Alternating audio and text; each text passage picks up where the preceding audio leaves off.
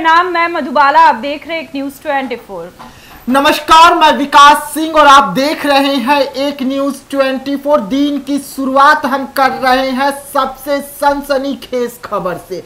सनसनी इसलिए क्योंकि ये घटना जो है दिल को झंझोरने वाली है, और इसलिए हम कह रहे हैं कि सनसनीखेज खबर क्योंकि चिराग पासवान के संसदीय क्षेत्र से है। बिल्कुल बिल्कुल। देखिए क्या कुछ मामले निकल करके सामने आ रहे हैं। यहाँ तक कि आपको बता दें कि चिराग पासवान के संसदीय क्षेत्र यानी कि हाजीपुर से कई ऐसे बड़े बड़े खबरें निकल करके सामने आए हैं। उनमें से ये सबसे सनसनीखेज फैलाने वाली खबर जो है, यानी कि जो हाजीपुर से ये खबर निकल करके सामने आ रही है, बड़ा ही चौंकाने वाली खबर है ये।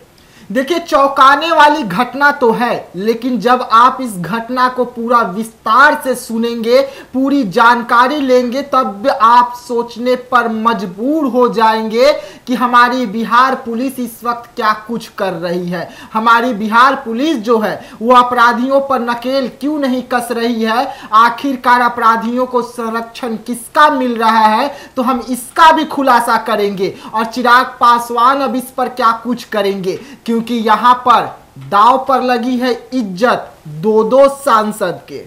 बिल्कुल। देखिए, चिराग पासवान तो एक्टिव माने जाते हैं, लेकिन अब इधर क्या कुछ हो रहा है। आखिर चिराग पासवान के संसदीय क्षेत्र से ही इस तरीके का घटना क्यों निकल करके आ रहा है। कभी किसी का मर्डर हो जा रहा है, तो कभी कुछ हो रहा है, तो कभी लड़कियों के साथ गलत बात हो जा रहा है। इस तरीके का मामला निकल करके सामने आ रहा है। उसमें से एक ये जो मामला है, ये बड़ा ही चौंकाने वाला मामला है। हम लोग लगातार इसको लेकर के अपडेट भी देते हुए रह रहे हैं, लेकिन अपडेट देने के बाद भी अभी तक इस पर जोरदार कार्रवाई नहीं की गई है।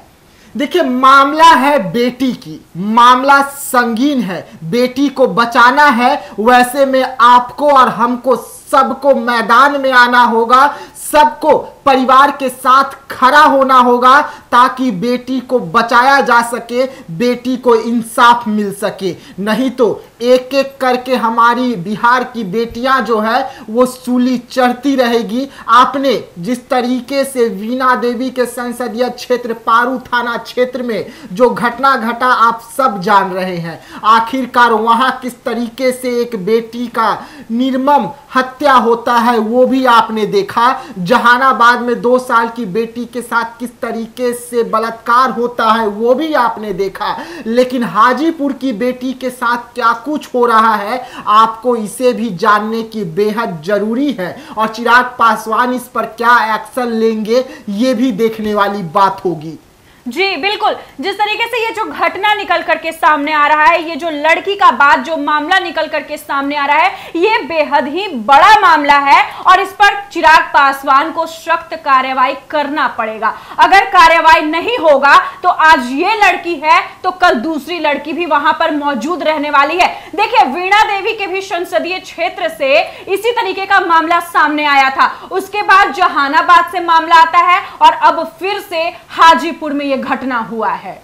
देखिए, हाजीपुर में जो घटना हुआ वो बेटी भी वीणा देवी के संसदीय क्षेत्र, वही थाना पारू थाना क्षेत्र की रहने वाली है। लेकिन इनका जो शादी हुआ था वो हाजीपुर औद्योगिक थाना क्षेत्र के अंतर्गत हुआ था और राजपूत कॉलोनी में हुआ था। राजपूत कॉलोनी की रहने वाली रिमझिम के साथ क्या कुछ होता है वो दास्ता जो है आपको जानने की जरूरत है। और रिमझिम को न्याय दिलवाने के लिए अब आपको भी खड़ा होना होगा, ताकि रिमझिम को न्याय मिल सके और रिमझिम के परिवार को न्याय मिल सके, क्योंकि रिमझिम अब इस दुनिया में नहीं है। बिल्कुल। रिमझिम जैसी कई ऐसी लड़कियां हैं जिनके साथ पहले भी इस तरीके का घटना हो चुका है, लेकिन अभी ये सबसे बड़ा घटना है रिमझिम वाला। यानी कि रिमझिम तो अब इस दुनिया में नहीं रही है, लेकिन रिमझिम के साथ आखिर होता क्या है। तो जी बिल्कुल, रिमझिम के साथ जो घटना हुआ है, यानी कि रिमझिम को जहर दे दिया जाता है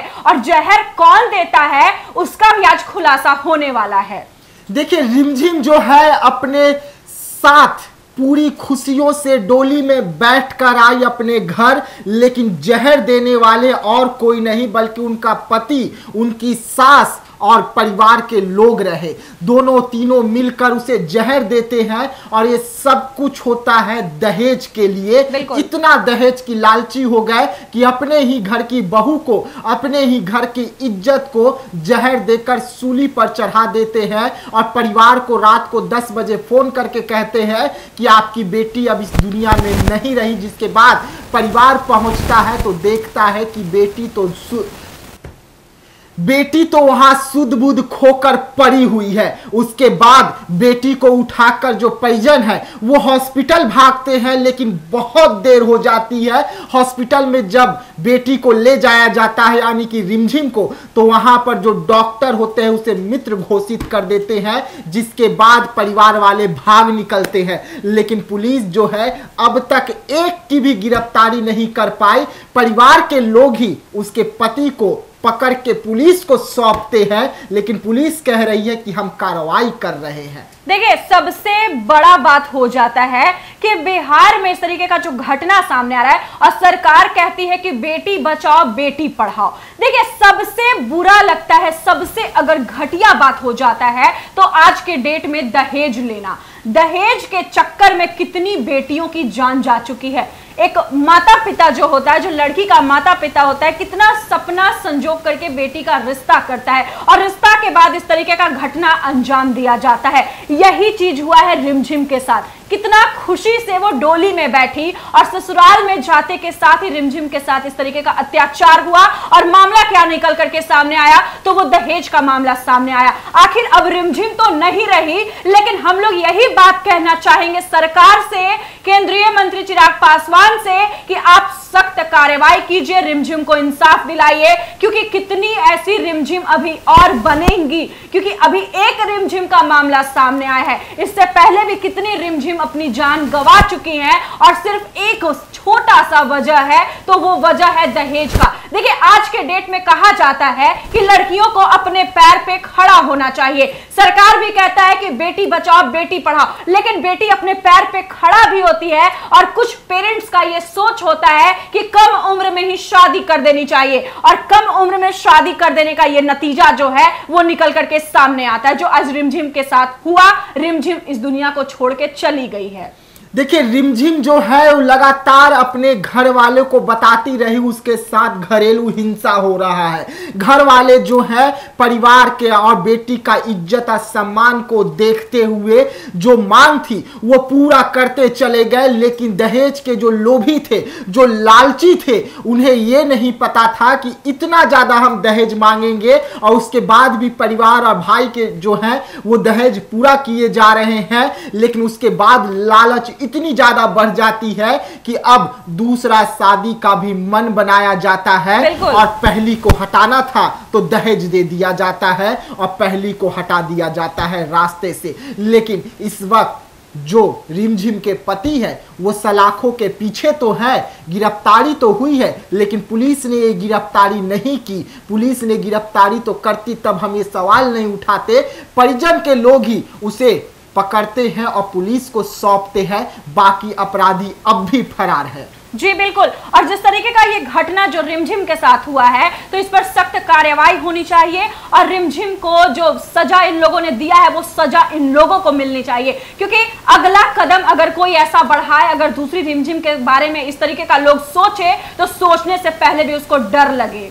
जी बिल्कुल, देखिए, देश की बेटी है, सम्मान होना चाहिए। बिहार की बेटी है, सम्मान होना चाहिए। देश के पीएम भी कहते हैं कि बेटी को पढ़ाना है, लिखाना है, आगे बढ़ाना है। वैसे में इस तरीके से देश की बेटी तो आगे नहीं बढ़ेगी। इस तरीके से जब बेटियां पढ़ने के लिए निकल रही हैं तो उनके साथ बलात्कार हो जा रहा है, ऐसे तो आगे नहीं बढ़ेगी। जो बेटियों की शादी हो रही है, सपने संजोकर वो अपने पति के घर पहुंच रही है, तो दहेज के सूली पर उसे टांग दिया जा रहा है, मौत के घाट उतार दिया जा रहा है।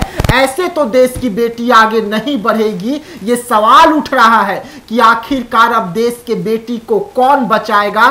तो संविधान में बदलाव की जरूरत है। बेटियों को न्याय दिलाने के लिए सख्त कानून बनाने की जरूरत है, ताकि जो अपराधी हैं उस कानून के बारे में सुनते ही खौफ से डर जाए, उनका हाथ और पैर हिलने लगे और ऐसी घटना को घटराने से 100 बार पहले सोचे कि अगर ऐसा कोई घटना को अंजाम देते हैं तो उसके बाद उनका क्या होगा। आखिरकार अपराधी जो है इतने बेखौफ क्यों हो जा रहे हैं। अपराधियों को ये अच्छे से पता है कि बस हत्या करना है, चंद पैसे खर्च करने हैं और हम बच जाएंगे, हमें बेल मिल जाएगा। तो आखिरकार नियम कानून में बदलाव क्यों नहीं हो रहा है।